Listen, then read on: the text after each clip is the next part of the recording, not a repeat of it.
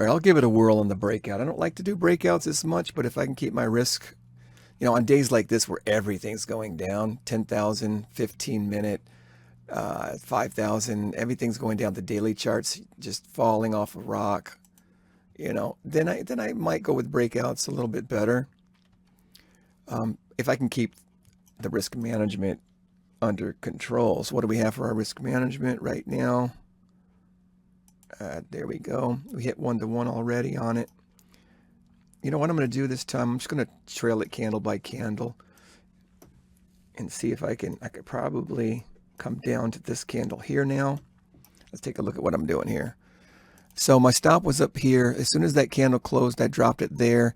Now that this candle closed, my stop is here. I'm going to just keep following it all the way down, see if we get a nice run. You never know what it's going to do.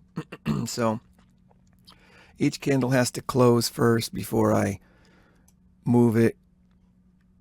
That candle will close. I'm just putting it there because I know the candle's going to close. This candle's going to close. So, all right, we're already into profit territory. There's 2-to-1. Candle closed strong. Let's see what happens. Let's see what happens. I got to start getting better at trading, and that means one of the big problems for me is holding winners longer. If I was to do that, I would already be way profitable. I'm just about break even, over break even a bit with some extra money. All right, there's another. It hasn't closed yet, so I'm going to go ahead and just let that finish closing. I'm going to go right there on it because it's almost closed, right down here now. And when it shoots like that, you should just take your profit because you don't know. Okay, I'm going to go all the way down here now. Keeping going, following that candle right there. I got to Order take it. filled. I got to take it. Oh, I wish I would. To me, that's better. But you get that many. I took it right here.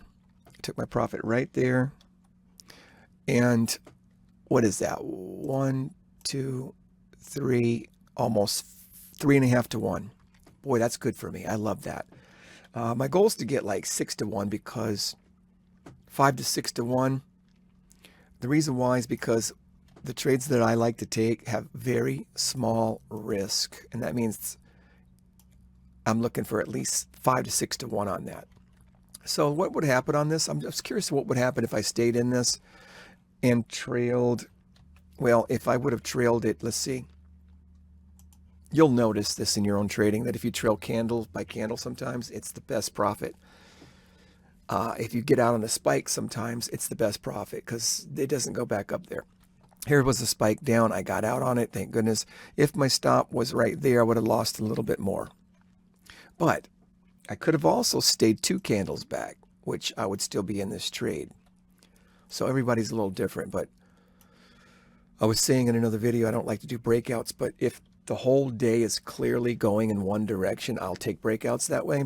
But if the day's choppy or the daily chart is some kind of doji or some kind of chopping around kind of day, then I don't like to do breakouts. But this worked out. Thank God. Peace. Okay, well, what would have happened? There are days where you can read the market very good and you need to really go all in, I think. This is a second trade I was going to take and I didn't take it and I missed another 1, 2, 3-to-1 so far.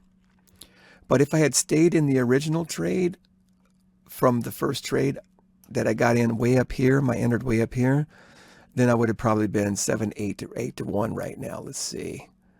Yeah, right there.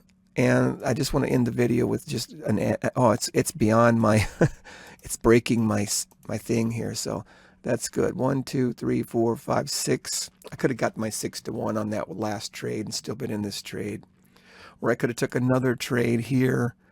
And I'm going to explain that trade real quick because all the markets are going down. So I don't like to enter necessarily on the breakout. I did right here. I entered on the breakout here, but I kept my stop at that candle. I was going to keep it extremely tight because if the markets all agree and they're all going in the same direction, the breakouts should be smoother, faster, quicker, and that's exactly what we got. But otherwise, I would prefer it to pull back. And on this trade here, I wanted to enter right here on these pullbacks when price came back up to the moving averages And I really would just wanted to tick in, literally, like just, let me show you the setup. If I would have entered in, even if I got in a little late after it turns red, after that, let's look at it real close because I want to explain my favorite setup here. Markets all agree, day charts, hour charts, minute, and tick charts are all saying, hey, the market's going in one direction. So here, I want to get up in this area. I want to buy up here, right? I don't want to buy down here necessarily, even though it's working. So I missed it. I was thinking about doing it, and I didn't. Here's a level to test. Market breaks down, comes back up into the pintails here, mid-range here, and right into the perfect moving averages. And so that's the area I buy. If I buy early, and let's say I get in here, and on this green candle it keeps going up, or let's say I got in on this red candle right here. It went up, came back down red, right? Let's say I got in on this red candle right here. Okay, it tested the 8 EMA, not the 20, and started turning red. Where would my stop be? That's a good question. I want to analyze this. And then I want to see what I would have done and could have done differently, even though I didn't take the trade. So let's bring it down here. I really think probably I guess here's what I'm looking for.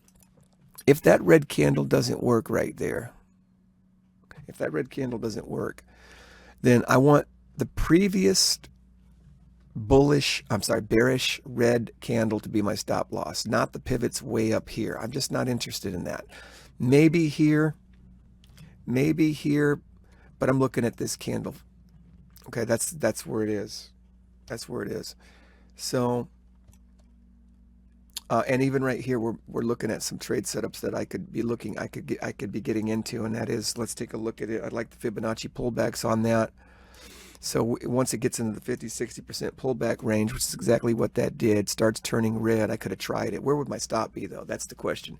When I don't have a clear pivot level, then it's got to be a dollar amount, and I'm not using a actual pivot level. It's just got to be, okay, well, if this gets more than $50, I got to get out of the trade. Let me see. Let's say what I entered here. And let's just say the pivot level up there. That's a $40 stop. Yeah, that's a $40 stop limit to that level right up there. So that's reasonable. Reasonable.